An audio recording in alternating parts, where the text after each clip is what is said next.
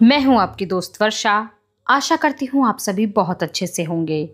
एक बार आपका फिर से स्वागत करती हूं प्रेमचंद सेगमेंट में एक नई कहानी शूद्रा के साथ।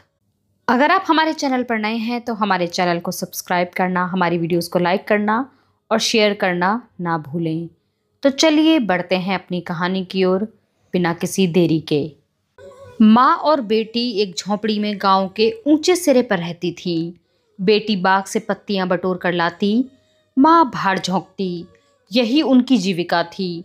सेर दो सेर अनाज मिल जाता था, खाकर पड़ी रहती थी। माता विधवा थी, बेटी कुंवारी। घर में और कोई आदमी न था। माँ का नाम गंगा था, बेटी का गौरा। गंगा को कई साल से यह चिंता लगी हुई थी कि कहीं गौरा की सगाई हो जाए, लेकिन कहीं बात पक्की न होती थी। अपने पति के मर जाने के बाद गंगा ने कोई दूसरा घर न किया था, न कोई दूसरा धंधा ही करती थी। इससे लोगों को संदेह हो गया कि आखिर इसका गुजर कैसे होता है। और लोग तो छाती फाड़ फाड़ कर काम करते हैं, फिर भी पेट भर अन्न मयस्सर नहीं होता। यह स्त्री कोई धंधा नहीं करती, फिर भी माँ बेटी आराम से रहती हैं, किसी के सामने हाथ नहीं फैलाती। इसमें कुछ ना कुछ रहस्य अवश्य है। धीरे धीरे यह संदेह और भी दृढ़ होता गया और अब तक जीवित था। बिरादरी में से कोई भी गौरा से सगाई करने को राजी न होता था। शूद्रों की बिरादरी बहुत छोटी होती है, 10-5 कोस से अधिक उसका क्षेत्र नहीं होता, इसलिए एक दूसरे के गुण दोष किसी से छिपे नहीं रहते, उन पर पर्दा ही डाला जा सकता है। इस भ्रांति को शांत करने के लिए माँ ने बेटी के साथ कई तीर्थ यात्राएं की, उड़ीसा तक हो आई, लेकिन संदेह ना मिटा।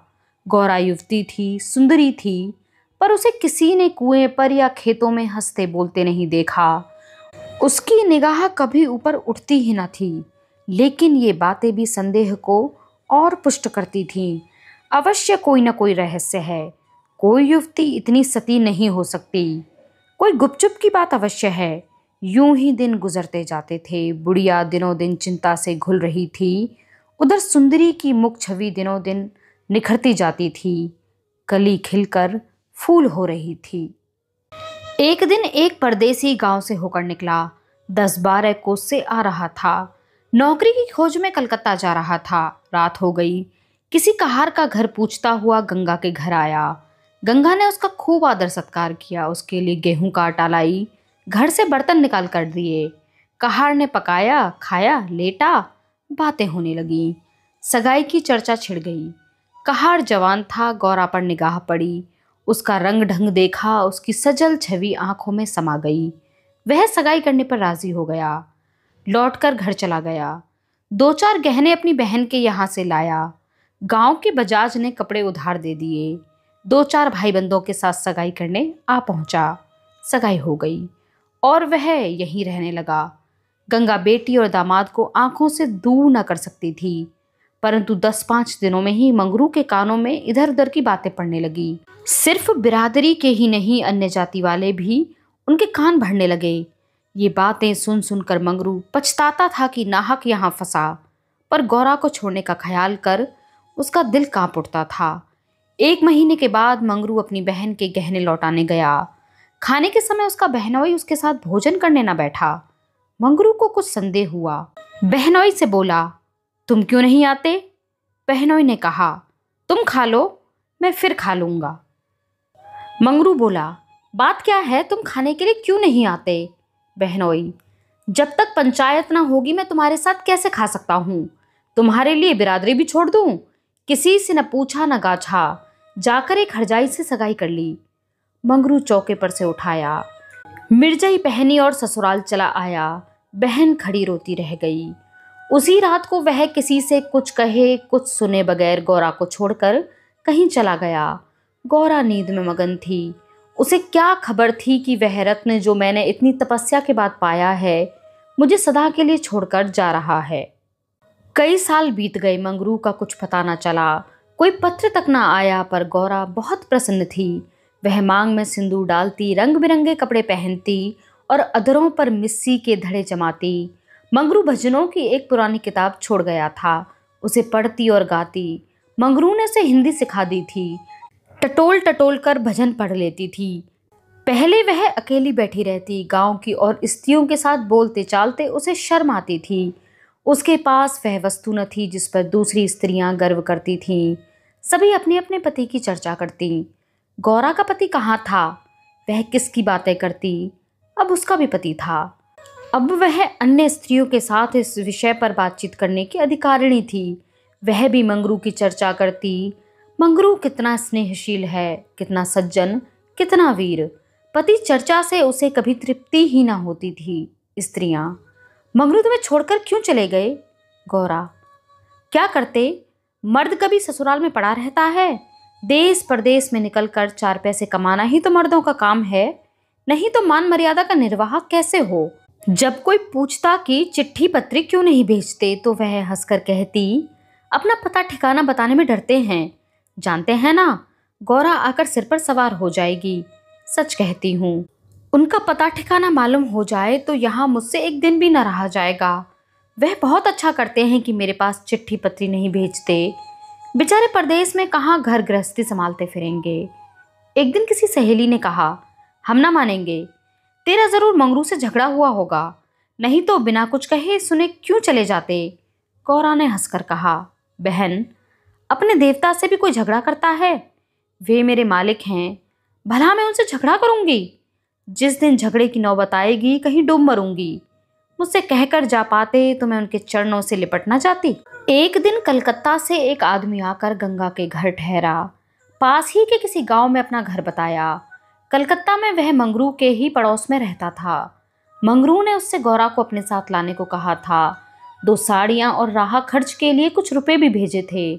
गौरा फूली न समाई, बूढ़े ब्राह्मण के साथ चलने को तैयार हो गई। चलते वक्त वह गांव की सब औरतों से गले मिली। गंगा उसे स्टेशन तक पहुंचाने गई। सब कहते थे, बेचारी लड़की के भाग जग गए, नहीं तो यहाँ कुड़ कुड़ कर मर जाती। रास्ते भर गौरा सोचती रही, न जाने वे कैसे हो गए होंगे। अब तो मूछें अच्छी तरह निकल आई होंगी। परदेश में आदमी सुख से रहता है, देह भर आई होगी, बाबू साहब हो गए होंगे। मैं पहले 2-3 दिन उनसे बोलूंगी नहीं, फिर पूछूंगी, तुम मुझे छोड़कर क्यों चले गए? अगर किसी ने मेरे बारे में कुछ भला बुरा कहा ही था तो तुमने उसका विश्वास क्यों कर लिया? तुम अपनी आंखों से न देखकर दूसरों के कहने पर क्यों गए? मैं भली हूँ या बुरी हूँ तो तुम्हारी। तुमने मुझे इतने दिनों तक क्यों रुलाया? तुम्हारे बारे में अगर इसी तरह मुझसे कोई कुछ कहता तो क्या मैं तुमको छोड़ देती? जब तुमने मेरी बाह पकड़ ली तो तुम मेरे हो गए। फिर तुम में लाख ऐब हो मेरी बला से, चाहे तुम तुर्क ही क्यों ना हो जाओ, मैं तुम्हें छोड़ नहीं सकती। तुम मुझे क्यों छोड़कर भागे? क्या समझते थे भागना सहज है? आखिर झक मार कर बुलाया कि नहीं? कैसे न बुलाते। मैंने तो तुम्हारे ऊपर दया की चली आई, नहीं तो कह देती कि मैं ऐसे निर्दयी के पास नहीं जाती, तो तुम आप दौड़े आते। तप करने से देवता भी मिल जाते हैं, सामने आकर खड़े हो जाते हैं, तुम कैसे ना आते? वह बार बार उद्विग्न होकर बूढ़े ब्राह्मण से पूछती, अब कितनी दूर है? धरती के छोर पर रहते हैं क्या? और भी कितनी ही बातें वह पूछना चाहती थी, लेकिन संकोचवश पूछ नहीं सकती थी। मन ही मन अनुमान करके अपने आप को संतुष्ट कर लेती थी। उनका बड़ा सा मकान होगा, शहर में लोग पक्के घरों में रहते हैं। जब उनका साहब इतना मानता है तो नौकर भी होगा। मैं नौकर को भगा दूंगी। मैं दिन भर पड़े पड़े क्या किया करूंगी? उसे बीच बीच में घर की याद भी आ जाती थी। बेचारी अम्मा रोती होंगी। अब उन्हें घर का सारा काम आप ही करना पड़ेगा। न जाने बकरियों को चराने ले जाती हैं या नहीं। बेचारी दिन भर मैं करती होंगी। मैं अपनी बकरियों के लिए महीने महीने रुपए भेजूंगी। जब कलकत्ता से लौटूंगी तब सबके लिए साड़ियाँ लेकर आऊंगी। तब मैं इस तरह थोड़े लौटूंगी। मेरे साथ बहुत सा असबाब होगा, सबके लिए कोई ना कोई सौगात लाऊंगी। तब तक तो बहुत सी बकरियां हो जाएंगी। यही सुख स्वप्न देखते देखते गौरा ने सारा रास्ता काट दिया। पगली क्या जानती थी कि मेरे मन कुछ और है, कर्ता के मन कुछ और। क्या जानती थी कि बूढ़े ब्राह्मणों के वेश में भी पिशाच हो सकते हैं। वह मन की मिठाई खाने में मग्न थी। तीसरे दिन गाड़ी कलकत्ता पहुंची। गौरा की छाती धड़ धड़ करने लगी। वह यहीं कहीं खड़े होंगे, अब आते ही होंगे। यह सोचकर उसने घूंघट निकाल लिया और संभल कर बैठी। मगर मंगरू वहां ना दिखाई दिया। बूढ़ा ब्राह्मण बोला, मंगरू तो यहाँ नहीं दिखाई देता। मैं चारों ओर छान आया, शायद किसी काम में लग गया होगा, आने की छुट्टी ना मिली होगी। मालूम भी तो न था ना कि हम लोग किस गाड़ी से आ रहे हैं। उनकी राह क्यों देखें, चलो डेरे पर चलें। दोनों गाड़ी पर बैठकर चले। गौरा कभी तांगे पर सवार न हुई थी। उसे गर्व हो रहा था कि कितने ही बाबू लोग पैदल जा रहे हैं, मैं तांगे पर बैठी हूँ। एक क्षण में गाड़ी मंगरू के डेरे पर पहुंच गई। एक विशाल भवन था, अहाता साफ सुथरा, साइबान में फूलों के गमले रखे हुए थे। ऊपर चढ़ने लगी विस्मय, आनंद और आशा से उसे अपनी सुधि ही न थी। सीढ़ियों पर चढ़ते चढ़ते पैर दुखने लगे। यह सारा महल उनका है, किराया बहुत देना पड़ता होगा। रुपए को तो वे कुछ समझते ही नहीं। उसका हृदय धड़क रहा था कि कहीं मंगरू ऊपर से उतरते ही ना आ रहे हों। सीढ़ी पर भेंट हो गई तो मैं क्या करूंगी? भगवान करे वे सोते पड़े रहे हों, तब मैं जगाऊं और वह मुझे देखते ही हड़बड़ाकर उठ बैठे। आखिर सीढ़ियों का अंत हुआ। ऊपर एक कमरे में गौरा को ले जाकर ब्राह्मण देवता ने बैठा दिया। यही मंगरू का डेरा था, मगर मंगरू यहाँ भी न दारद। कोठरी में केवल एक खाट पड़ी हुई थी, एक किनारे 2-4 बर्तन रखे हुए थे। यही उनकी कोठरी है तो मकान किसी दूसरे का है। उन्होंने ये कोठरी किराए पर ली होगी। मालूम होता है रात को बाजार में पूरियां खाकर सो रहे होंगे। यही उनके सोने की खाट है। एक किनारे घड़ा रखा हुआ था। गौरा का मारे प्यास के तालू सूख रहा था। घड़े से पानी उड़ेल कर पिया। एक किनारे पर एक झाड़ू रखी थी। गौरा रास्ते की थकी थी, पर प्रेमोल्लास में थकन कहाँ। उसने कोठरी में झाड़ू लगाया, बर्तनों को धो धोकर एक जगह रखा। कोठरी की एक एक वस्तु, यहाँ तक कि उसके फर्श और दीवारों में उसे आत्मीयता की झलक दिखाई देती थी। उस घर में भी जहाँ उसने अपने जीवन के 25 वर्ष काटे थे, उसे अधिकार का ऐसा गौरवयुक्त आनंद न प्राप्त हुआ था। मगर उस कोठरी में बैठे बैठे उसे संध्या हो गई और मंगरू का कहीं पता नहीं लगा। अब छुट्टी मिली होगी। सांझ को सब जगह छुट्टी होती है, अब वे आ ही रहे होंगे। मगर बूढ़े बाबा ने उनसे कह तो दिया ही होगा। वे क्या अपने साहब से थोड़ी देर की छुट्टी न ले सकते थे? कोई बात होगी, तभी तो नहीं आए। अंधेरा हो गया, कोठरी में दीपक न था। गौरा द्वार पर खड़ी पति की बाट देख रही थी। जीने पर बहुत से आदमियों के चढ़ने उतरने की आहट मिलती थी। बार बार गौरा को मालूम होता कि वे आ रहे हैं, पर इधर कोई नहीं आता था। 9 बजे बूढ़े बाबा आए। गौरा ने समझा कि मंगरू है, झटपट कोठरी के बाहर निकल आई। देखा तो ब्राह्मण। वह बोली, वे कहाँ रह गए?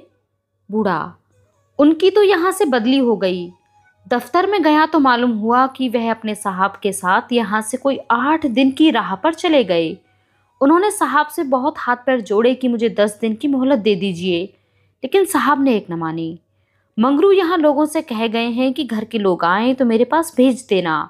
अपना पता दे गए हैं। कल मैं तुम्हें यहाँ से जहाज पर बैठा दूंगा। उस जहाज पर हमारे देश के और भी बहुत से लोग होंगे, इसलिए मार्ग में कोई कष्ट ना होगा। गौरा ने पूछा, कितने दिन में जहाज पहुंचेगा? बूढ़ा, 8-10 दिन से कम न लगेंगे, मगर घबराने की कोई बात नहीं, तुम्हें किसी बात की तकलीफ ना होगी। अब तक गौरा को अपने गांव लौटने की आशा थी। कभी न कभी वह अपने पति को वहां अवश्य खींच ले जाएगी, लेकिन जहाज पर बैठकर उसे ऐसा मालूम हुआ कि अब फिर माता को न देखूंगी, फिर गांव के दर्शन न होंगे। देश से सदा के लिए नाता टूट रहा है। देर तक घाट पर खड़ी रोती रही। जहाज और समुद्र देखकर उसे भय हो रहा था, हृदय दहल रहा था। शाम को जहाज खुला। उस समय गौरा का हृदय एक अक्षय भय से चंचल हो उठा। थोड़ी देर के लिए नैराश्य ने उस पर अपना आतंक जमा लिया। न जाने किस देश जा रही हूँ, उनसे भेंट होगी भी या नहीं, उन्हें कहाँ खोजती फिरूंगी, कोई पता ठिकाना भी तो नहीं मालूम। बार बार पछताती थी कि एक दिन पहले क्यों न चली आई। कलकत्ता में भेंट हो जाती तो मैं उन्हें वहां कभी न जाने देती। जहाज पर और कितने ही मुसाफिर थे, कुछ स्त्रियां भी थीं, उनमें बराबर गाली गलौज होती रहती थी, इसलिए गौरा को उनसे बात करने की इच्छा न होती थी। केवल एक स्त्री उदास दिखाई देती थी। गौरा ने उससे पूछा, तुम कहाँ जाती हो बहन? उस स्त्री की बड़ी बड़ी आंखें सजल हो गईं। बोली, कहाँ बताऊं बहन, कहाँ जा रही हूँ? जहाँ भाग्य लेकर जाएगा वहीं जा रही हूँ। तुम कहाँ जाती हो? गौरा, मैं तो अपने मालिक के पास जा रही हूँ। जहाँ यह जहाज रुकेगा वे वहीं नौकर हैं। मैं कल आ जाती तो उनसे कलकत्ता में ही भेंट हो जाती। आने में देर हो गई। क्या जानती थी कि वे इतनी दूर चले जाएंगे, नहीं तो क्यों देर करती? स्त्री, अरे बहन, कहीं तुम्हें भी तो कोई बहका कर नहीं लाया है? तुम घर से किसके साथ आई हो? गौरा, मेरे आदमी ने कलकत्ता से आदमी भेजकर मुझे बुलाया था। स्त्री, वह आदमी तुम्हारी जान पहचान का था? गौरा, नहीं, उस तरफ का एक बूढ़ा ब्राह्मण था। स्त्री, वही लंबा सा दुबला पतला लकलक बूढ़ा जिसकी एक आंख में फूली पड़ी हुई है? गौरा, हाँ हाँ वही। क्या तुम उसे जानती हो? स्त्री, उस दुष्ट ने तो मेरा भी सर्वनाश किया है। ईश्वर करे उसकी 7 पुश्तें नरक भोगें, उसका निर्वंश हो जाए, कोई पानी देने वाला भी न रहे, कौड़ी होकर मरे। मैं अपना वृत्तांत सुनाऊंगी तो तुम समझोगी कि झूठ है, किसी को विश्वास ना आएगा। क्या कहूँ, बस यही समझ लो कि इसके कारण मैं ना घर की रही ना घाट की, किसी को मुंह तक नहीं दिखा सकती। मगर जान तो बड़ी प्यारी होती है। मिरीच के देश जा रही हूँ, वहीं मेहनत मजदूरी करके जीवन के दिन काटूंगी। गौरा के प्राण नहों में समा गए। ऐसा मालूम हुआ जैसे जहाज अथाह जल में डूबा जा रहा है। समझ गए कि बूढ़े ब्राह्मण ने दगा की। अपने गांव में सुना करती थी कि गरीब लोग मारीच में भर्ती होने के लिए जाते हैं, मगर जो वहां जाता है वह फिर नहीं लौटता। हे भगवान, तुमने मुझे किस पाप का यह दंड दिया? बोली, यह सब क्यों लोगों को इस तरह छल कर मरीच भेजते हैं? स्त्री, रुपए के लोभ से, और किस लिए? सुनती हूं इन सभी को कुछ रुपए मिलते हैं। गौरा, मजूरी? गौरा सोचने लगी, अब क्या करूं? यह आशा नौका जिस पर बैठी हुई वह चली जा रही थी, टूट गई थी, और अब वह समुद्र की लहरों के सिवा उसकी रक्षा करने वाला वहां कोई न था। जिस आधार पर उसने अपना जीवन भवन बनाया था वह जलमग्न हो गया। अब उसके लिए जल के सिवा और आश्रय कहाँ है? उसको अपनी माता की, अपने घर की, अपने गांव की, सहेलियों की याद आती, और ऐसी घोर मर्म वेदना होने लगी मानो कोई सर्प अंतस्थल में बैठा हुआ बार बार उसे डस रहा हो। भगवान, अगर मुझे यही यातना देनी थी तो तुमने मुझे जन्म ही क्यों दिया था? तुम्हें दुखिया पर दया नहीं आती? जो पिसे हुए हैं उन्हीं को पीसते हो। करुण स्वर में बोली, तो अब क्या करना होगा बहन? स्त्री, यह तो वहां पहुंचकर मालूम होगा।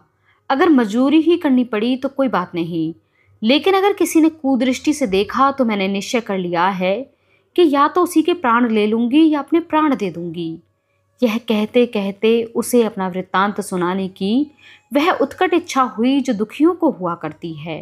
वह बोली, मैं बड़े घर की बेटी और उससे भी बड़े घर की बहू हूँ, पर अभागिन।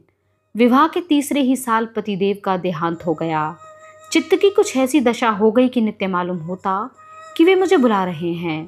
पहले तो आंखें झपकते ही उनकी मूर्ति सामने आ जाती थी, लेकिन फिर तो दशा यह हो गई कि जागृत दशा में भी रह रहकर उनके दर्शन होने लगे।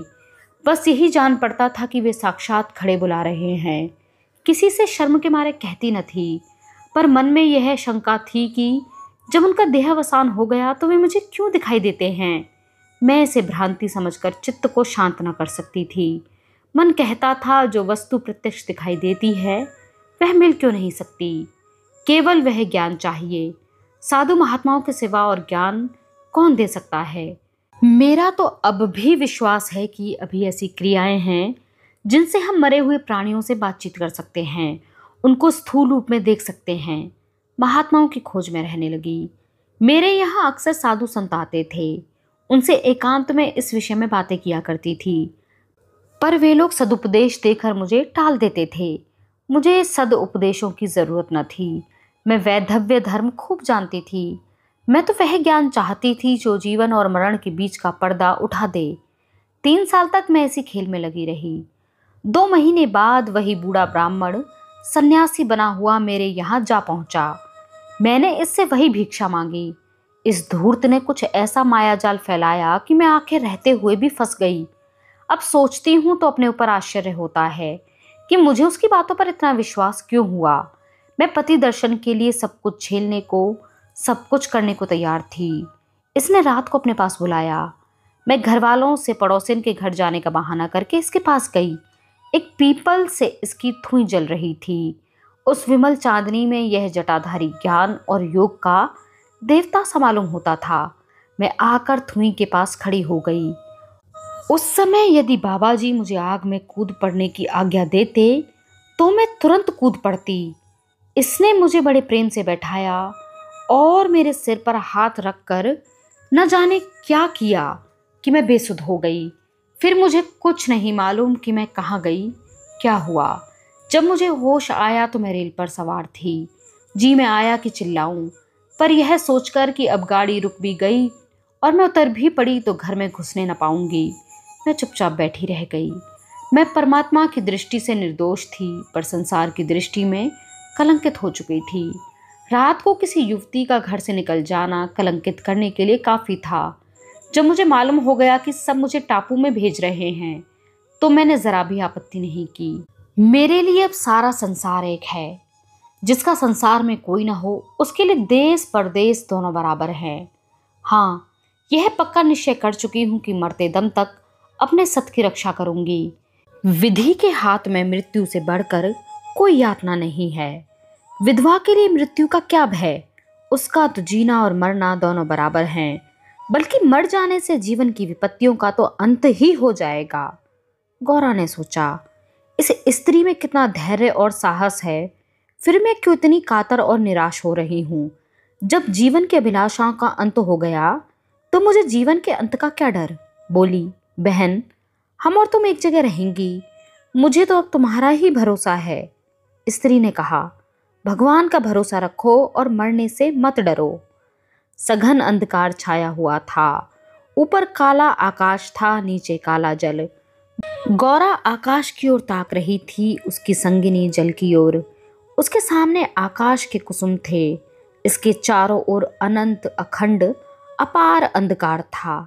जहाज से उतरते ही एक आदमी ने यात्रियों के नाम लिखने शुरू किए।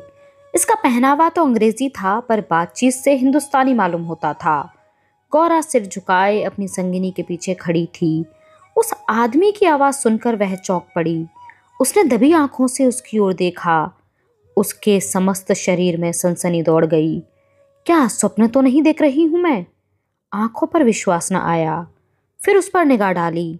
उसकी छाती वेग से धड़कने लगी और पैर थर थर कांपने लगे। ऐसा मालूम होने लगा मानो चारों ओर जल ही जल है और उसमें बही जा रही हूँ। उसने अपनी संगिनी का हाथ पकड़ लिया, नहीं तो जमीन में गिर पड़ती। उसके सम्मुख वही पुरुष खड़ा था जो उसका प्राणाधार था और जिससे जीवन में भेंट होने की उसे लेश मात्र भी आशा न थी। यह मंगरू था, इसमें जरा भी संदेह न था। हाँ, उसकी सूरत बदल गई थी। यौवन काल का वह कांतिमय साहस सदै छवि नाम को भी न थी। बाल खिचड़ी हो गए थे, गाल पिचके हुए, लाल आंखों से कुवासना और कठोरता झलक रही थी। पर था वह मंगरू। गौरा के मन में प्रबल इच्छा हुई कि स्वामी के पैरों से लिपट जाऊं। चिल्लाने का जी चाहा, पर संकोच ने मन को रोका। बूढ़े ब्राह्मण ने बहुत ठीक कहा था। स्वामी ने अवश्य मुझे बुलाया था और आने से पहले यहाँ चले आए। उसने अपनी संगिनी के कान में कहा, बहन, तुम उस ब्राह्मण को व्यर्थ ही बुरा कह रही थी। यही तो वे हैं जो यात्रियों के नाम लिख रहे हैं। स्त्री, सच? खूब पहचानती हो? गौरा, बहन, क्या इसमें भी शक हो सकता है? स्त्री, तब तो तुम्हारे भाग जग गए, मेरी भी सुधि लेना। गौरा, भला बहन, ऐसा भी हो सकता है कि यहाँ तुम्हें छोड़ दूं? मंगरू यात्रियों से बात बात पर बिगड़ता था, बात बात पर गालियां देता था। कई आदमियों को ठोकर मारी और कई को केवल गांव का जिला न बता सकने के कारण धक्का देकर गिरा दिया। गौरा मन ही मन गड़ी जाती थी, साथ ही अपने स्वामी के अधिकार पर उसे गर्व भी हो रहा था। आखिर मंगरू उसके सामने आकर खड़ा हो गया और कुचेष्टापूर्ण नेत्रों से देखकर बोला, तुम्हारा क्या नाम है? गौरा ने कहा, गौरा। मंगरू चौंक पड़ा, फिर बोला, घर कहाँ है? मदनपुर, जिला बनारस। यह कहते कहते हंसी आ गई। मंगरू ने अब की बार उसकी ओर ध्यान से देखा, तब लपक कर उसका हाथ पकड़ लिया और बोला, गौरा, तुम यहाँ कहाँ? मुझे पहचानती हो? गौरा रो रही थी, मुंह से बात तक ना निकलती थी। मंगरू फिर बोल पड़ा, तुम यहाँ कैसे आई? गौरा खड़ी हो गई, आंसू पोंछ डाले और मंगरू की ओर देखकर बोली, तुम्ही ने तो बुला भेजा था। मंगरू, मैं तो 7 साल से यहाँ हूँ। गौरा, तुमने उस बूढ़े ब्राह्मण से मुझे यहाँ लाने को नहीं कहा था? मंगरू, कह तो रहा हूँ मैं 7 साल से यहाँ हूँ, मरने पर ही यहाँ से जाऊंगा, भला तुम्हें क्यों बुलाता? गौरा को मंगरू से निष्ठुरता की आशा न थी। उसने सोचा, अगर यह सत्य भी हो कि इन्होंने मुझे नहीं बुलाया तो भी ने मेरा यूं अपमान न करना चाहिए था। क्या ये समझते हैं कि मैं इनकी रोटियों पर आई हूँ? ये तो इतने उच्च स्वभाव के न थे। शायद दर्जा पाकर इन्हें मद हो गया है। उसने नारी सुलभ अभिमान से कहा, तुम्हारी इच्छा हो तो अब यहाँ से लौट जाऊं? तुम्हारे ऊपर भार बनना नहीं चाहती। मंगरू कुछ लज्जित होकर बोला, अब तुम यहाँ से लौट नहीं सकती गौरा, यहाँ आकर बिरला ही कोई लौटता है। यह कहकर वह कुछ देर चिंता में मग्न खड़ा रहा, मानो संकट में पड़ा हुआ हो कि क्या करना चाहिए। उसकी कठोर मुखाकृति पर दीनता का रंग झलक पड़ा। वह कातर स्वर से बोला, अब जब आ ही गई हो तो रहो, जैसी कुछ पड़ेगी देखी जाएगी। गौरा, जहाज फिर कब लौटेगा? मंगरू, तुम यहाँ से 5 बरस से पहले नहीं जा सकती। गौरा, क्यों? क्या कुछ जबरदस्ती है? मंगरू, हाँ, यहाँ का यही हुक्म है। गौरा, तो फिर मैं अलग मजूरी करके अपना पेट पालूंगी। मंगरू ने सजल नेत्र होकर कहा, जब तक मैं जीवित हूं तुम मुझसे अलग नहीं रह सकती। गौरा, तुम्हारे ऊपर भार बनकर ना रहूंगी। मंगरू, मैं तुम्हें भार नहीं समझता गौरा, लेकिन यह जगह तुम जैसी देवियों के रहने लायक नहीं है। नहीं तो अब तक मैंने तुम्हें कब का बुला लिया होता। वही बूढ़ा आदमी जिसने तुम्हें बहकाया है मुझे घर से आते समय पटना में मिल गया और झांसा देकर मुझे यहाँ भर्ती कर गया।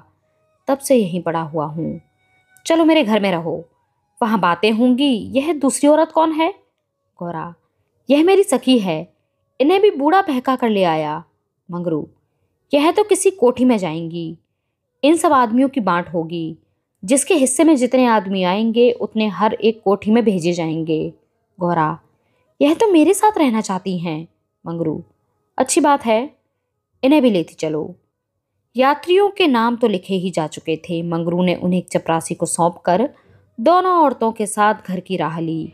दोनों ओर सघन वृक्षों की कतारें थीं। जहां तक निगाह जाती थी ऊख ही ऊख दिखाई पड़ती थी। समुद्र की ओर से शीतल निर्मल वायु के झोंके आ रहे थे। अत्यंत सुरम्य दृश्य था, पर मंगरू की निगाह उस ओर न थी। वह भूमि की ओर ताकता सिर झुकाए संदिग्ध चाल से चल रहा था, मानो मन ही मन कोई समस्या हल कर रहा हो। थोड़ी ही दूर गए थे कि सामने से 2 आदमी आते हुए दिखाई दिए। समीप आकर दोनों रुक गए और एक ने हंसकर कहा, मंगरू, इनमें से एक हमारी है। दूसरा बोला, और दूसरी मेरी। मंगरू का चेहरा तमतमा उठा था। भीषण क्रोध से कांपता हुआ वह बोला, ये दोनों मेरे घर की औरतें हैं, समझ गए? उन दोनों ने जोर से कह कहा मारा और एक ने गौरा के समीप आकर उसका हाथ पकड़ने की चेष्टा करके कहा, यह मेरी है, चाहे तुम्हारे घर की हो चाहे बाहर की। बच्चा, हमें चकमा देते हो? मंगरू, कासिम, इन्हें मत छेड़ो, नहीं तो अच्छा ना होगा। मैंने कह दिया कि मेरे घर की औरतें हैं। मंगरू की आंखों से अग्नि की ज्वाला सी निकल रही थी। वे दोनों उसके मुख का भाव देखकर कुछ सहम गए और समझ लेने की धमकी देकर आगे बढ़े। किंतु मंगरू के अधिकार क्षेत्र से बाहर पहुंचते ही एक ने पीछे से ललकार कर कहा, देखें कहाँ लेकर जाते हो? मंगरू ने उधर ध्यान नहीं दिया, जरा कदम बढ़ाकर चलने लगा। जैसे संध्या के एकांत में हम कब्रिस्तान के पास से गुजरते हैं, हमें पग पग पर यह शंका होती है कि कोई शब्द कान में न पड़ जाए, कोई सामने आकर खड़ा न हो जाए, कोई जमीन के नीचे से कफन ओढ़े खड़ा न हो। गौरा ने कहा, ये दोनों बड़े सौदे थे। मंगरू, और मैं किस लिए कह रहा था कि यह जगह तुम जैसी स्त्रियों के रहने लायक नहीं है। सहसा दाहिनी तरफ से एक अंग्रेज घोड़ा दौड़ाता हुआ आ पहुंचा और मंगरू से बोला, वेल जमादार, ये दोनों औरतें हमारी कोठी में रहेगा। हमारी कोठी में कोई औरत नहीं है। मंगरू ने दोनों औरतों को अपने पीछे कर लिया और सामने खड़ा होकर बोला, साहब, ये दोनों हमारे घर की औरतें हैं। साहब, ओहो, तुम झूठा आदमी, हमारी कोठी में कोई औरत नहीं है और तुम दो दो ले जाएगा? ऐसा नहीं हो सकता। गौरा की ओर इशारा करके, इसको हमारी कोठी पर पहुंचा दो। मंगरू ने सिर से पैर तक कांपते हुए कहा, ऐसा नहीं हो सकता। मगर साहब आगे बढ़ गया था, उसकी कान में बात न पहुंची। उसने हुक्म दे दिया था और उसकी तामील करना जमादार का काम था। शेष मार निर्विघ्न समाप्त हुआ। आगे मजूरों के रहने के लिए मिट्टी के घर थे। द्वारों पर स्त्री पुरुष जहां तहां बैठे हुए थे। सभी इन दोनों स्त्रियों की ओर घूरते थे और आपस में इशारे करके हंसते थे। गौरा ने देखा, इनमें छोटे बड़े का लिहाज नहीं है, न किसी की आंखों में शर्म है। एक औरत ने चिलम पीते हुए अपनी पड़ोसिन से कहा, 4 दिन की चांदनी फिर अंधेरी पाख। दूसरी अपनी चोटी गूंथती हुई बोली, कलोर है ना। मंगरू दिन भर द्वार पर बैठा रहा, मानो कोई किसान अपने मटर के खेत की रखवाली कर रहा हो। कोठरी में दोनों स्त्रियां बैठी अपने नसीबों को रो रही थीं। इतनी देर में दोनों को यहाँ की दशा का परिचय कराया गया था। दोनों भूखी प्यासी बैठी थीं। यहाँ का रंग देखकर भूख प्यास सब भाग गई थी। रात के 10 बजे होंगे कि एक सिपाही ने आकर मंगरू से कहा, चलो, तुम्हें एजेंट साहब बुला रहे हैं। मंगरू ने बैठे बैठे कहा, देखो नब्बी, तुम तो अपने देश के आदमी हो, कोई मौका पड़े तो हमारी मदद ना करोगे? जाकर साहब से कह दो, मंगरू कहीं गया हुआ है, बहुत होगा जुर्माना कर देंगे। नब्बी बोला, ना भैया, गुस्से में भरा बैठा है, पिए हुए हैं, कहीं मार चले तो बस, चमड़ा इतना मजबूत नहीं है। मंगरू, अच्छा तो जाकर कह दो नहीं आता। नब्बी, मुझे क्या, जाकर कह दूंगा, पर तुम्हारी खैरियत नहीं है, मैं बंगले पर ही जा रहा हूं। ये वही साहब थे जिनसे आज मंगरू की भेंट हुई थी। मंगरू जानता था कि साहब से बिगाड़ करके यहाँ एक क्षण भी निर्वाह नहीं हो सकता। जाकर साहब के सामने खड़ा हो गया। साहब ने उसे डांटा, वह औरत कहाँ है? तुमने उसे अपने घर में क्यों रखा है? मंगरू, हुजूर, वह मेरी ब्याहता औरत है। साहब, अच्छा, वह दूसरी कौन है? मंगरू, वह मेरी सगी बहन है हुजूर। साहब, हम कुछ नहीं जानता, तुमको लाना पड़ेगा, दो में से कोई एक, दो में से कोई एक। मंगरू पैरों पर गिर पड़ा और रो रो कर अपनी सारी राम कहानी सुना गया। पर साहब जरा भी न पसीजे। अंत में वह बोला, हुजूर, वह दूसरी औरतों की तरह नहीं है, अगर यहाँ आ भी गई तो प्राण दे देंगी। साहब ने हंसकर कहा, ओ, जान देना इतना आसान नहीं है। नब्बी बोला, मंगरू, अपनी दाव रोते क्यों हो? तुम हमारे घर नहीं घुसते थे, अब भी जब घात पाते हो जा पहुंचते हो, अब क्यों रोते हो? एजेंट, ओ, यह बदमाश है, अभी जाकर लाओ, नहीं तो हम तुमको हंटरों से पीटेगा। मंगरू, हुजूर, जितना चाहे पीट लें, मगर मुझसे यह काम करने को ना कहें जो मैं जीते जी नहीं कर सकता। एजेंट बोला, हम 100 हंटर मारेगा। मंगरू, हुजूर, 1000 हंटर मार लें, लेकिन मेरे घर की औरतों से ना बोलें। एजेंट नशे में चूर था। हंटर लेकर मंगरू पर पिल पड़ा और लगा सड़ासड़ जमाने। 10-12 कोड़े मंगरू ने धैर्य के साथ सहे, फिर हाय हाय करने लगा। देह की खाल फट गई थी और मांस पर चाबुक पड़ता था, तो बहुत जब्त करने पर भी कंठ से आर्त ध्वनि निकल जाती थी। और अभी 100 में से कुल 15 चाबुक पड़े थे। रात के 10 बज गए थे। चारों ओर सन्नाटा छाया था और उस नीरव अंधकार में मंगरू का करुण विलाप किसी पक्ष की भांति आकाश में मंडरा रहा था। वृक्षों के समूह भी हतबुद्धि से खड़े मौन रुदन की मूर्ति बने हुए थे। यह पाषाण हृदय लंपट विवेक शून्य जमादार इस समय एक अपरिचित स्त्री के सतीत्व की रक्षा करने के लिए अपने प्राण तक देने को तैयार था, केवल इस नाते कि यह उसकी पत्नी की संगिनी थी। वह समस्त संसार की नज़रों में गिरना गवारा कर सकता था, पर अपनी पत्नी की भक्ति पर अखंड राज्य करना चाहता था। इसमें अणुमात्र की कमी भी उसके लिए असहनीय थी। उस अलौकिक भक्ति के सामने उसके जीवन का क्या मूल्य था? ब्राह्मणी तो जमीन पर ही सो गई थी, पर गौरा बैठी पति की बाट जोह रही थी। अभी तक वह उससे कोई भी बात नहीं कर सकी थी। 7 वर्षों की विपत्ति कथा कहने और सुनने के लिए बहुत समय की ज़रूरत थी, और रात के सिवा वह समय फिर कब मिल सकता था। उसे ब्राह्मणी पर कुछ क्रोध सा आ रहा था कि यह क्यों मेरे गले का हार हुई, इसी के कारण तो वह घर में नहीं आ रहे हैं। यकायक वह किसी का रोना सुनकर चौंक पड़ी। भगवान, इतनी रात को यह कौन दुख का मारा रो रहा है? अवश्य कहीं कोई मर गया है। वह उठकर द्वार पर आई और यह अनुमान करके कि मंगरू यहाँ बैठा हुआ है, बोली, वह कौन रो रहा है, जरा देखो तो। लेकिन जब कोई जवाब न मिला तो वह स्वयं कान लगाकर सुनने लगी। सहसा उसका कलेजा धक से हो गया। तो यह उन्हीं की आवाज़ है। अब आवाज़ साफ सुनाई दे रही थी, मंगरू की आवाज़ थी। वह द्वार के बाहर निकल आई। उसके सामने एक गोली के टप्पे पर एजेंट का बंगला था। उसी तरफ से आवाज़ आ रही थी, कोई उन्हें मार रहा है। आदमी मार पड़ने पर ही इसी तरह रोता है। मालूम होता है वही साहब उन्हें मार रहा है। वह वहाँ खड़ी न रह सकी, पूरी शक्ति से उस बंगले की ओर दौड़ी। रास्ता साफ था। एक क्षण में वह फाटक पर पहुंच गई। फाटक बंद था। उसने जोर से फाटक पर धक्का दिया, लेकिन वह फाटक न खुला, और कई बार जोर जोर से पुकारने पर भी कोई बाहर न निकला। तो वह फाटक के जंगलों पर पैर रखकर भीतर कूद पड़ी, और उस पार जाते ही उसने एक रोमांचकारी दृश्य देखा। मंगरू नंगे बदन बरामदे में खड़ा था और अंग्रेज उसे हंटरों से मार रहा था। गौरा की आंखों के सामने अंधेरा छा गया। वह एक छलांग में साहब के सामने जाकर खड़ी हो गई और मंगरू को अपने अक्षय प्रेम सबल हाथों से ढककर बोली, सरकार, दया करो, इनके बदले मुझे जितना चाहे मार लो, पर इनको छोड़ दो।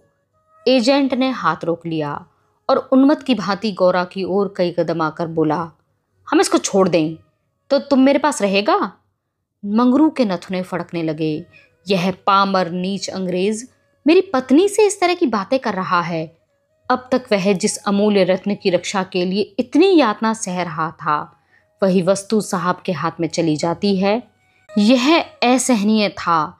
उसने चाहा कि लपक कर साहब की गर्दन तोड़ दे। यह अपमान सहने के बाद जीकर क्या करूंगा?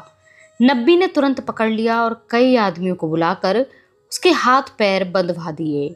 मंगरू भूमि पर छटपटाने लगा। गौरा रोती हुई साहब के पैरों में गिर पड़ी और बोली, हुजूर, इन्हें छोड़ दें, मुझ पर दया करें।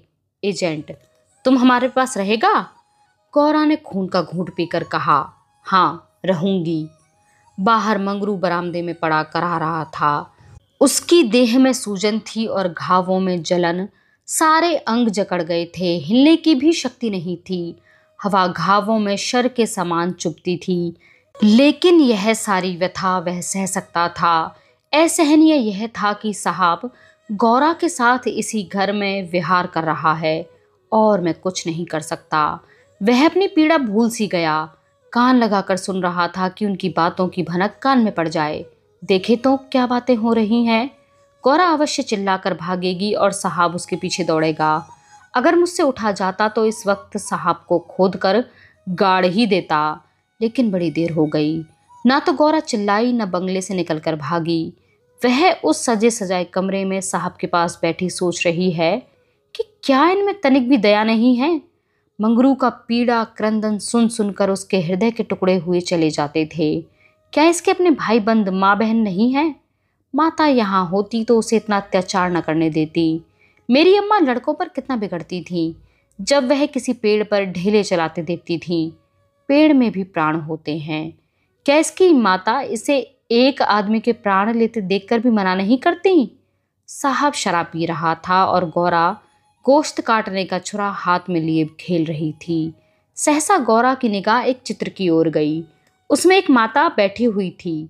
गौरा ने पूछा, साहब, यह किसकी तस्वीर है? साहब ने शराब का ग्लास मेज पर रखकर कहा, ओ, वह हमारे खुदा की माँ मरियम है। गौरा, बड़ी अच्छी तस्वीर है। क्यों साहब, तुम्हारी माँ जीवित है ना? साहब, वह मर गया। जब हम यहाँ आया तो वह बीमार हो गया, हम उसको देख भी नहीं सका। साहब के मुखमंडल पर करुणा की झलक दिखाई दी। गौरा, तब तो उन्हें बड़ा दुख हुआ होगा। तुम्हें अपनी माता से भी प्यार नहीं था? वह रो रो कर मर गई और तुम देखने भी ना गए, तभी तुम्हारा दिल कड़ा है। साहब, नहीं नहीं, हम हमारी माता को बहुत चाहता था। वैसा औरत दुनिया में ना होगा। हमारा बाप हमको बहुत छोटा सा छोड़कर मर गया। मामा ने कोयले की खान में मजूरी करके हमको पाला गौरा। तब तो वह देवी थी। इतनी गरीबी का दुख सहकर भी तुम्हें दूसरों पर तरस नहीं आता? क्या वह दया की देवी तुम्हारी बेदर्दी देखकर दुखी न होती होंगी? उनकी कोई तस्वीर है तुम्हारे पास? साहब, ओ, हमारे पास उनके कई फोटो हैं, देखो वह उन्हीं की तस्वीर है, वह दीवार पर। गौरा ने समीप जाकर तस्वीर देखी और करुण स्वर में बोली, सचमुच देवी थी। जान पड़ता है दया की देवी हैं। वे तुम्हें कभी मारती थी कि नहीं? मैं तो जानती हूँ वे कभी किसी पर बिगड़ती नहीं होंगी। बिल्कुल दया की मूर्ति हैं साहब। ओ, मामा हमको कभी नहीं मारता था। वह बहुत गरीब था, पर अपनी कमाई में से कुछ न कुछ जरूर खैरात करता था। किसी बेबाप के बालक को देखकर उसकी आंखों में आंसू भर आता था। वह बहुत ही दयावान था। गौरा ने तिरस्कार के स्वर में कहा, और उसी देवी के पुत्र होकर तुम इतने निर्दयी हो? अगर वह होती तो तुम्हें किसी को इस तरह हत्यारों की भांति मारने देती? वह स्वर्ग में रो रही होंगी। स्वर्ग नरक तो तुम्हारे यहाँ भी होगा। ऐसी देवी के पुत्र तुम कैसे हो गए? गौरा को तो ये बातें कहते हुए जरा भी भय न होता था। उसने अपने मन में दृढ़ संकल्प कर लिया था कि अब उसे किसी प्रकार का भय न था। जान से हाथ धो लेने का निश्चय कर लेने के बाद भय की छाया भी नहीं रह जाती। किंतु वह हृदय शून्य अंग्रेज इन तिरस्कारों पर आग हो जाने के बदले और भी नम्र होता जाता था। गौरा मानवीय भावों से कितनी ही अनभिज्ञ क्यों न हो, पर इतना जानती थी कि अपनी जननी के लिए प्रत्येक हृदय में, चाहे वह साधु का हो या कसाई का हो, आदर और प्रेम का एक कोना सुरक्षित रहता है। ऐसा भी कोई अभागा प्राणी है जिसे मातृ स्नेह की स्मृति थोड़ी देर के लिए रुला न देती हो, उसके हृदय के कोमल भाव को जगा न देती हो? साहब की आंखें डबडबा गई थीं। सिर झुकाए बैठा रहा। गौरा ने फिर उसे धुनी में कहा, तुमने उसकी सारी तपस्या धूल में मिला दी। जिस देवी ने मर मर कर तुम्हारा पालन किया, उसी को मरने के बाद तुम इतना कष्ट दे रहे हो। क्या इसलिए माता अपने पुत्र को रक्त पिला पिला कर पालती है? अगर वह बोल सकती तो क्यों चुप बैठी रहती? तुम्हारे हाथ पकड़ सकती तो क्यों न पकड़ती? मैं तो समझती हूँ वे जीवित होती तो इस वक्त विष खाकर मर जाती। साहब अब जब्त ना कर सके। नशे में क्रोध की भांति ग्लानि का वेग सहज ही में उठाता था। दोनों हाथ से मुंह छिपाकर साहब ने रोना शुरू किया और इतना रोया कि हिचकी बंध गई। माता के चित्र के सम्मुख जाकर वह कुछ देर तक खड़ा रहा, मानो माता से क्षमा मांग रहा हो। तब आकर आर्द्र कंठ से बोला, हमारे मामा को अब शांति कैसे मिलेगा? हाय हाय, हमारे सबब से तो उसको स्वर्ग में भी सुख नहीं मिला। हम कितना अभागा है। गौरा, अभी जरा देर में तुम्हारा मन बदल जाएगा और फिर तुम दूसरों पर यही अत्याचार करने लगोगे। साहब, नहीं नहीं, अब हम मामा को कभी दुख नहीं देगा। हम अभी मंगरू को अस्पताल भेजता है। रात को ही मंगरू अस्पताल पहुंचा दिया गया। एजेंट खुद उसको पहुंचाने आया। गौरा भी उसके साथ थी। मंगरू को ज्वर हो गया था, बेहोश पड़ा हुआ था। मंगरू ने 3 दिन तक आंखें न खोली और गौरा 3 दिन उसके पास बैठी रही। एक क्षण के लिए भी वहां से न हटी। एजेंट भी कई बार हाल चाल पूछने के लिए आ जाता और हर मर्तबा गौरा से क्षमा मांगता। चौथे दिन मंगरू ने आंखें खोली तो देखा गौरा सामने बैठी हुई है। गौरा उसे आंखें खोलते देखकर पास खड़ी हुई और बोली, अब कैसा जी है? मंगरू ने कहा, तुम यहाँ कब आई? मंगरू, मैं तो तुम्हारे साथ ही यहाँ आई हूँ, तब से यही हूँ। मंगरू, साहब के बंगले में क्या जगह नहीं है? गौरा, अगर बंगले की चाहत होती तो 7 समुद्र पार तुम्हारे पास क्यों आती? मंगरू, आकर कौन सा सुख दे दिया? तुम्हें यही करना था तो मुझे मर क्यों न जाने दिया? गौरा ने झुंझलाकर कहा, तुम इस तरह की बातें मुझसे न करो। ऐसी बातों से मेरी देह में आग लग जाती है। मंगरू ने मुंह फेर लिया, मानो उसे गौरा की बात पर विश्वास नहीं आया। दिन भर गौरा मंगरू के पास बिना दाना पानी खड़ी रही। गौरा ने कई बार उसे बुलाया, लेकिन वह चुप्पी साधे रह गया। यह संदेह युक्त निरादर कोमल हृदय गौरा के लिए असहनीय था। जिस पुरुष को वह देवतुल्य समझती थी, उसके प्रेम से वंचित होकर वह कैसे जीवित रह सकती थी? यही प्रेम उसके जीवन का आधार था। उसे खोकर अब वह अपना सर्वस्व खो चुकी थी। आधी रात से अधिक बीत चुकी थी। मंगरू बेखबर सोया हुआ था, शायद कोई स्वप्न देख रहा था। गौरा ने उसके चरणों पर सिर रखा और अस्पताल से निकली। मंगरू ने उसका परित्याग कर दिया था। वह भी उसका परित्याग करने जा रही थी। अस्पताल के पूर्व दिशा में एक फरलांग पर एक छोटी नदी बहती थी। गौरा उसकी कगार पर खड़ी हो गई। अभी कई दिन पहले वह अपने गांव में आराम से पड़ी हुई थी। उसे क्या मालूम था कि जो वस्तु इतनी मुश्किल से मिल सकती है वह इतनी आसानी से खोई भी जा सकती है। उसे अपनी माँ की, अपने घर की, अपनी सहेलियों की, अपने बकरी के बच्चों की याद आई। वह सब छोड़कर यहाँ इसलिए आई थी। पति के ये शब्द, क्या साहब के बंगले में जगह नहीं है, गौरा के मर्म स्थान में बाणों के समान चुभे हुए थे। यह सब मेरे ही कारण तो हुआ। मैं न रहूंगी तो फिर वे आराम से रहेंगे। सहसा उसे ब्राह्मणी की याद आ गई। उस दुखिया के दिन यहाँ कैसे कटेंगे। चलकर साहब से कह दूं कि उसे या तो उसके घर भेज दें या किसी पाठशाला में काम दिला दें। वह लौटना ही चाहती थी कि किसी ने पुकारा, गौरा, गौरा। वह मंगरू का करुण कंपित स्वर था। वह चुपचाप खड़ी हो गई। मंगरू ने फिर पुकारा, गौरा, तुम कहाँ हो? मैं ईश्वर से कहता हूं कि। गौरा ने और कुछ न सुना। वह धम से नदी में कूद पड़ी। वह बिना अपने जीवन का अंत किए वे स्वामी की विपत्तियों का अंत नहीं कर सकती थी। नीचे गिरने की आवाज सुनते ही मंगरू भी नदी में कूद पड़ा। वह अच्छा तैराक था, मगर कई बार गोते मारने पर भी गौरा का कहीं पता न चला। प्रातःकाल दोनों की लाशें साथ साथ नदी में तैर रही थीं। जीवन यात्रा में उन्हें यह विचित्र संग कभी नहीं मिला था। स्वर्ग यात्रा में दोनों साथ साथ जा रहे थे। यह कहानी यहीं समाप्त होती है। अगर आपको प्रेमचंद की यह कहानी पसंद आई है तो हमें कमेंट बॉक्स में लिखकर ज़रूर बताएं। तब तक हमारे साथ इस सफ़र में बने रहने के लिए आप सभी का बहुत शुक्रिया।